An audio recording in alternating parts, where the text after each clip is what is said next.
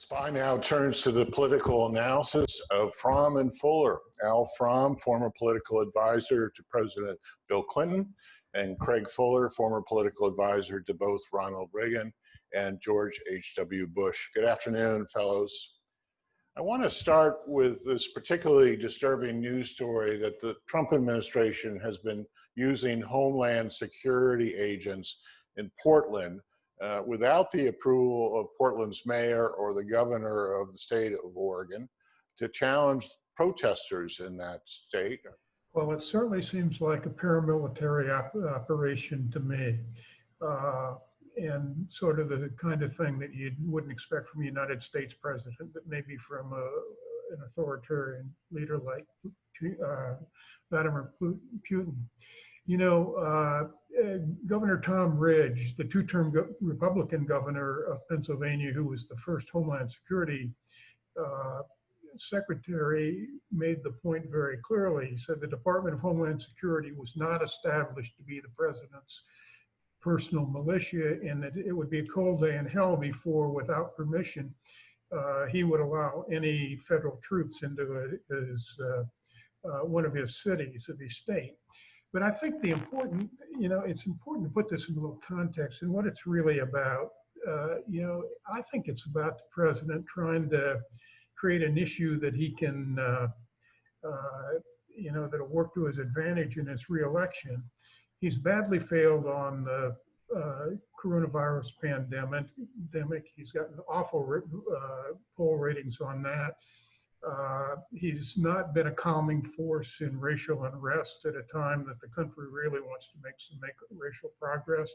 That's been killing him. And so overall, he's trailing Vice President Biden badly, both in national polls and in the battleground states. So what is he doing? He's falling back on what he thinks is the formula that worked for him in 2016. He's racial division, law and order, race baiting. He sends these federal agents in camouflage uniforms with no name identification. I mean, it's absolutely incredible in the United States. And they're really there to wreak havoc in Portland, to try to create some incidents that'll be covered on television. Maybe he can rail against them in his campaign. And that's pretty scary. But what is also scary to me, and maybe even more scary, is what it portends. The president has made it very clear that he may or may not accept the results of the election. Does this mean he's going to use federal troops to barricade the White House if he loses? That sounds to me like a crazy question. But with Donald Trump, it's not so crazy. He's already sent these troops to Portland. He's announced, I guess they're going to go to Chicago. He's used federal troops in Washington to create a photo opportunity. That means to me it's an open question of what he would do, and that's what's the most scary about what's happened. Craig, what is this a wag the dog kind of thing? My friend Al has gotten himself spun up on this.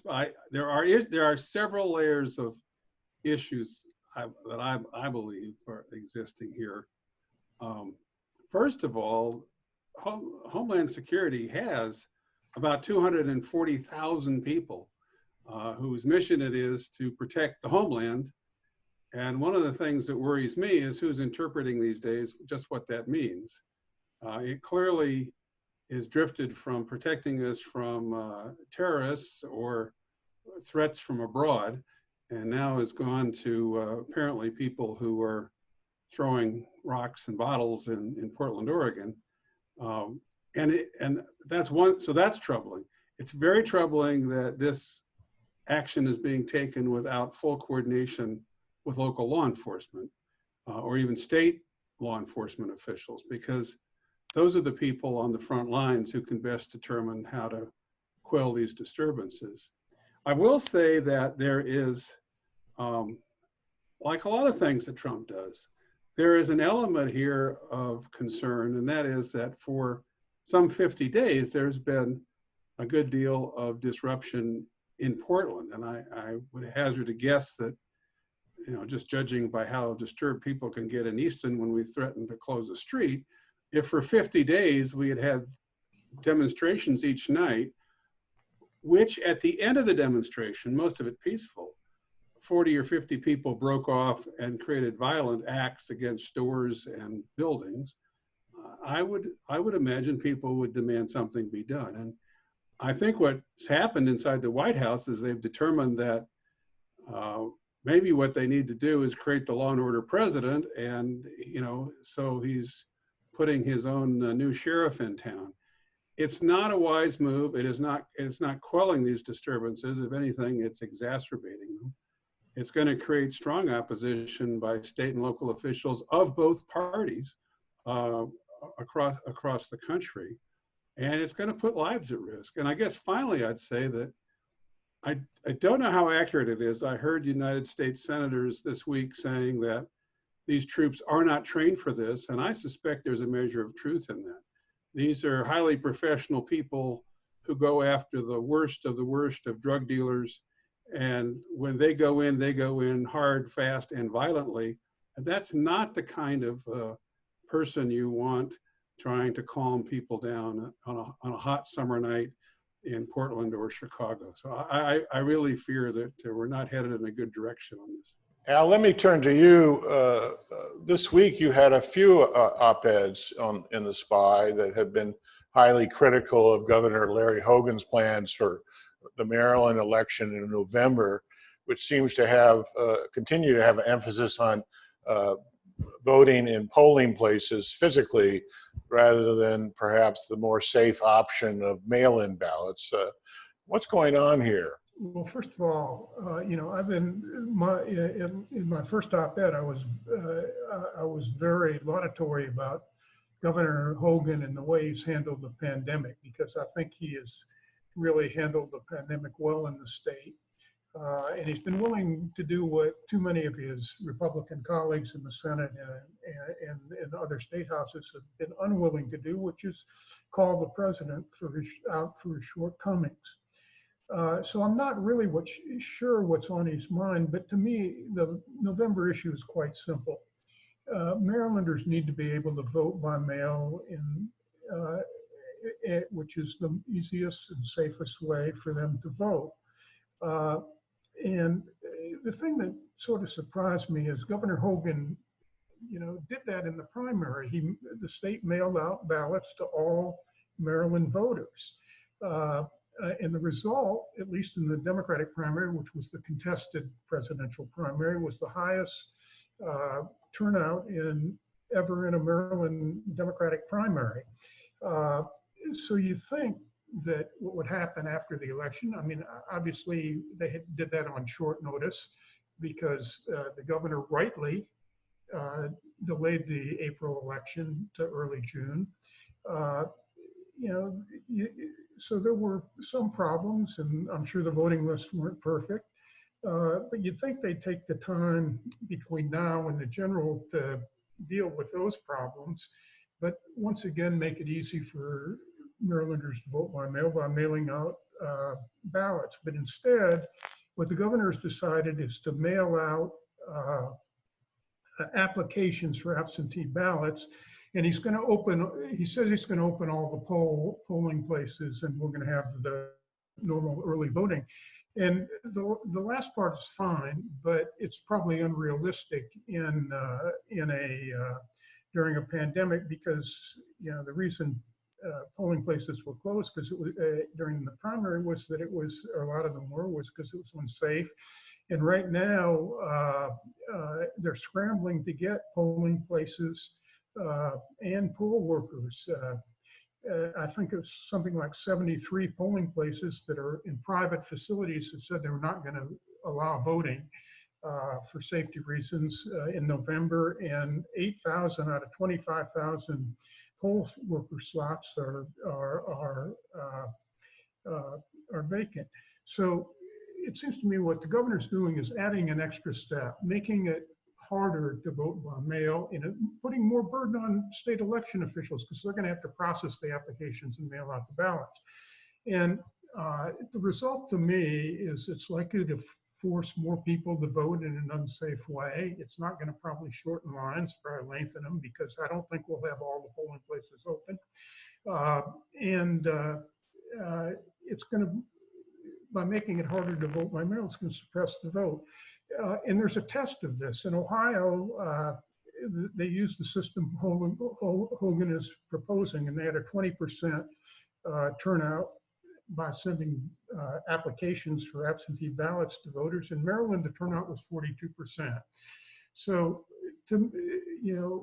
we know that President Trump has been railing against mail-in voting because he wants to suppress the turnout. That's part of his strategy. But I really don't understand why Governor Hogan has made the reversal he's made. Greg. I don't know whether this is a real problem or just a communications problem. I do not think Governor Hogan is somebody who has any intention of trying to suppress the vote. I do think he's trying to respond to some of the long lines and issues that he faced last time around. I also suspect he's going to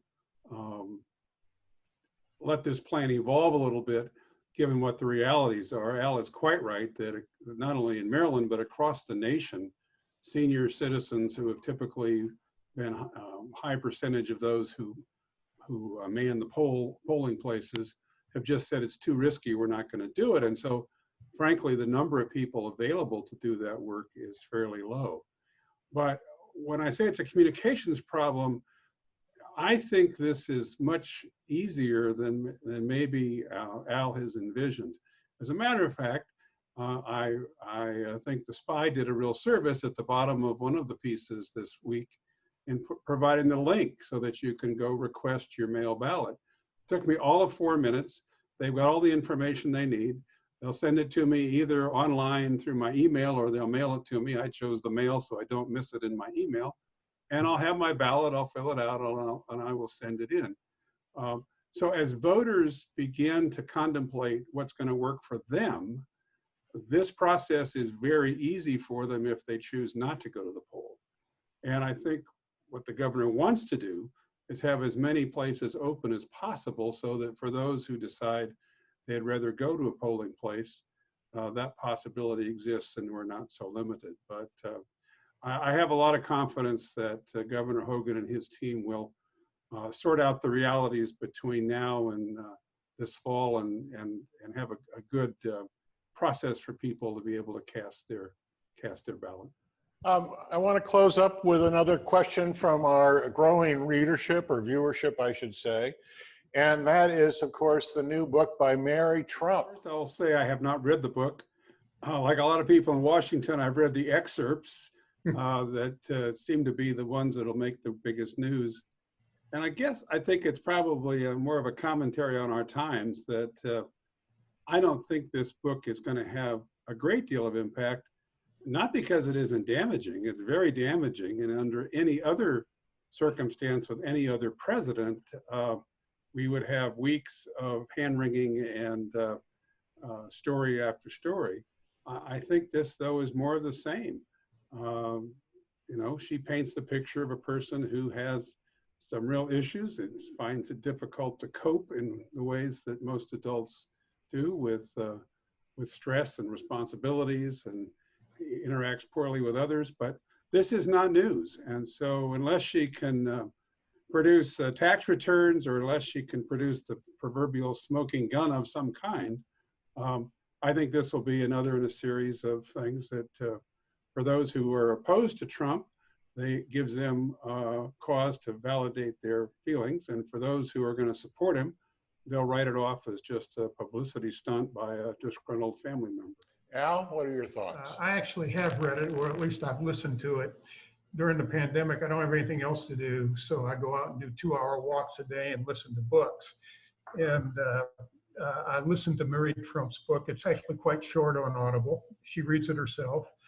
I want to say it's an excellent book, and by far the best of the tell-all books. I've read a lot of them, and it's by far the best of those. But I agree with Craig. It's probably not going to have much impact because it doesn't tell us anything that we don't know by watching the guy for 3.5 years as president. But what it does is it reinforces the portrait of a man who, is selfish. He's mean, nasty to people. He doesn't think rules apply to him. He tries to destroy his enemies, and he's all about making money and seeking praise. And you know what? Those aren't very attractive qualities in a president. Has no empathy for anybody. But her conclusion in the final chapter, I think, is most telling. She basically says, as a clinical psychologist, Donald Trump's emotional development stopped at age 3. The saga continues. Al Fromm, Craig Fuller, thanks. See you next time.